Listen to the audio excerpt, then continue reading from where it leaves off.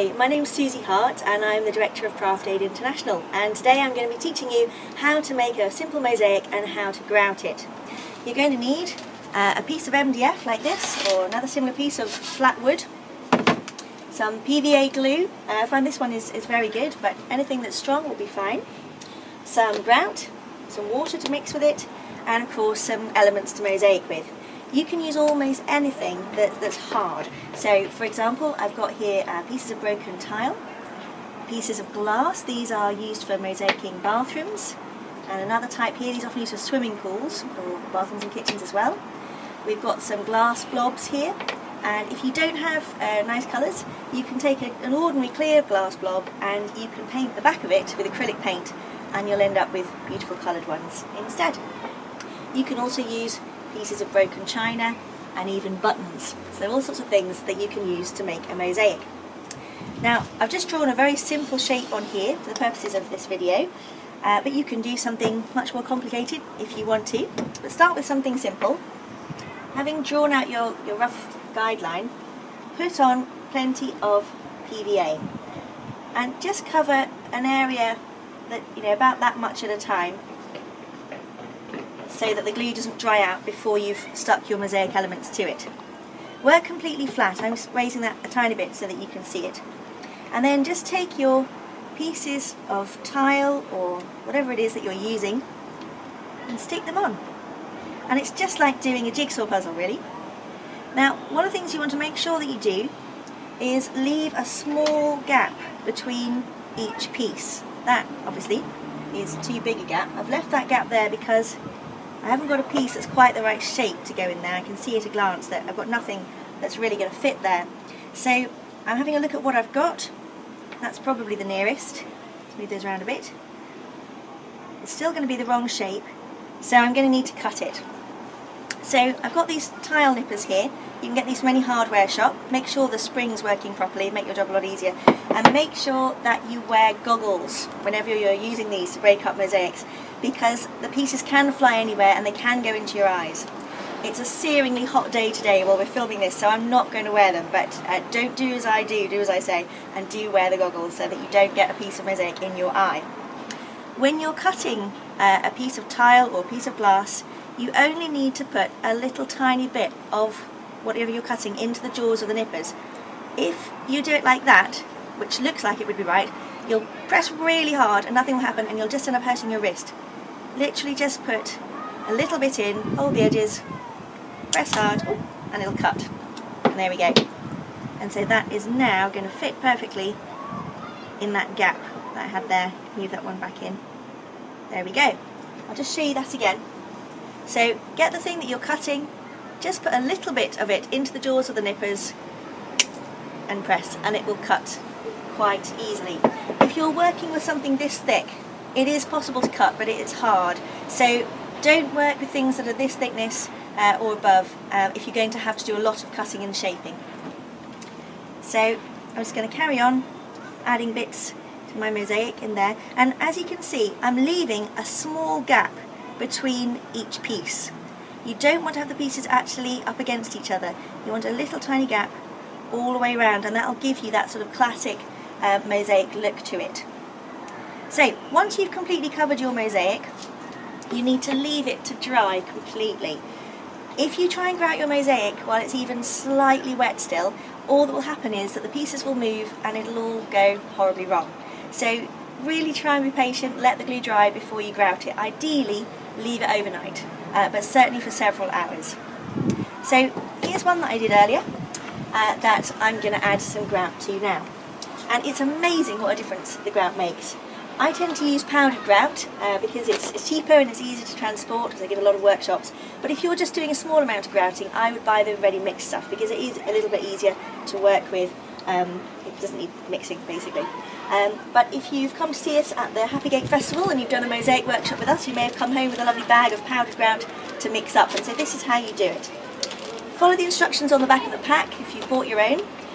This particular one uses 5 parts grout to 1 part water. So here I've got 150 mils of grout. I'm going to empty that into my pot. Use a pot that you can throw away afterwards because it's very hard to get off again once it's dry. And ideally use a pot with a lid so that if you've got some left you can put the lid on and you can use it again another day.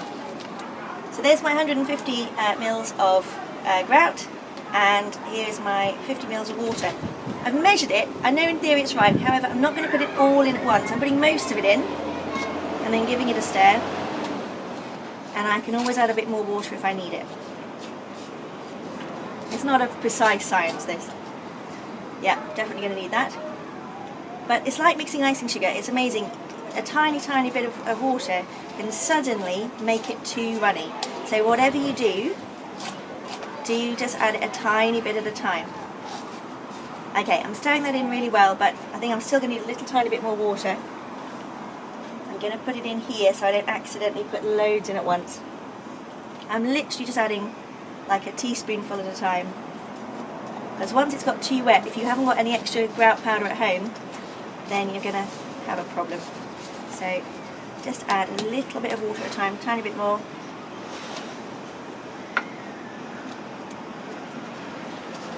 Okay, what we're after is a consistency that's wet enough that you can move it around, but not too runny. If you get as far as single cream, you've gone way too far. I kind of want it like a kind of very thick clotted cream or thicker is what you're after.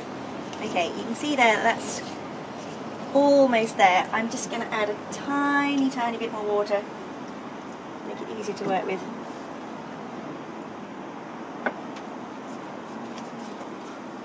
Okay, that will do.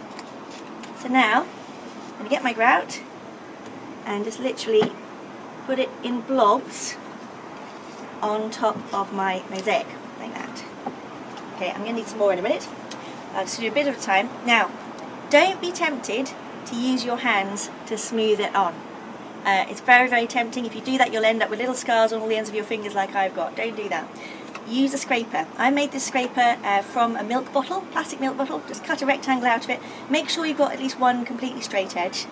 And then just use that to smooth the grout over your mosaic.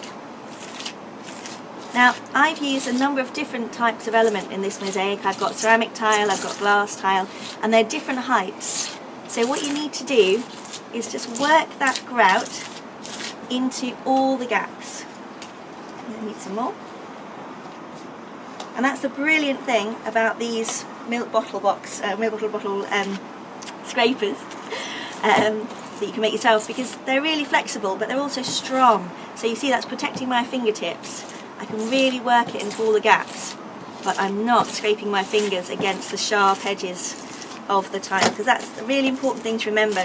If you're cutting tile or glass, you will end up with a sharp edge, and so when you're grouting, you don't want to be pulling your fingers against those sharp edges, because you will cut yourself.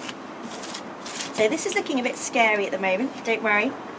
It's one of these wonderful things that looks dreadful until you clean it off, and then it's sort of like archaeology. You find this amazing object underneath all the muck, and it's quite exciting.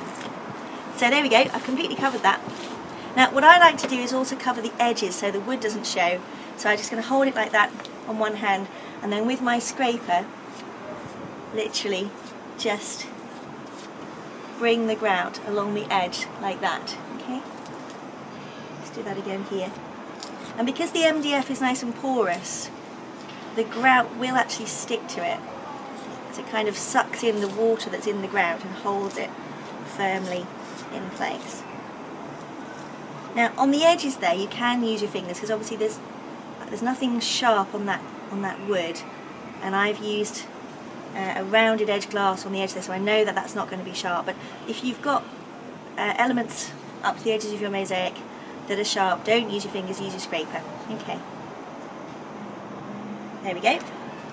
Right, so the whole thing is covered in grout. Now I'm going to use my scraper, minus any grout, to scrape off the excess. Again, you'd want to do this on a flat surface really, but I'm doing mine raised a bit so that you can see what I'm doing. So you just get into all those nooks and crannies and scrape away all the excess grout. Put it back in the pot, put the lid on it as quickly as you can when you've done, and then you've got a little bit of grout left over to use another day. It won't keep forever, but it will keep for at least a week or two if you've got the lid on nice and tightly, maybe even longer. Okay, so it's important to get off as much grout as you can with the scraper before you start with anything else.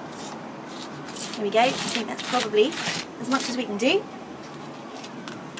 So then I'm going to get a sponge and some water. Now it's really important that your sponge is only fractionally damp.